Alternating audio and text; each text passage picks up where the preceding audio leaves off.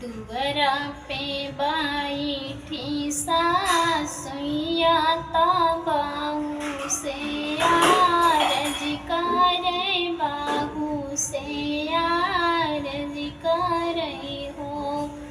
बाहू आंगने में बाटी तोर गोतनिया निहुरी पैया लागौ, निहुरी पैया लागौ हो। एक तो मोर भारी पाछू नरिया, दूसरे लंबा घूंघट, दूसरे लंबा घूंघट हो।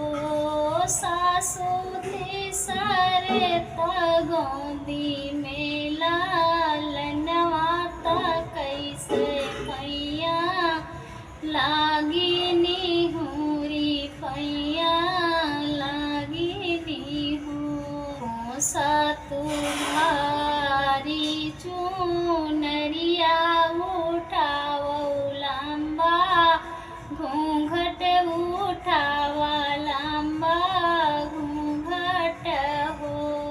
बाहू लालना के पाला नाले टावा, निहुरी पैया लागौ, निहुरी पैया लागौ हो।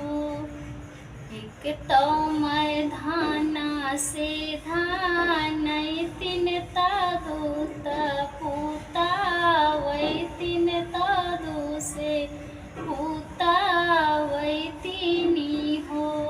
सासू तीसरे मैं पिया कई दू लारी त कैसे पैया लागी, त कैसे पैया लागी नी हो। घरे तो धाना कई धान तीन पूता, पूता वै तीनी हो। बाहू हमारे तो बेटा कई दू लारी, निहुरी पैया ला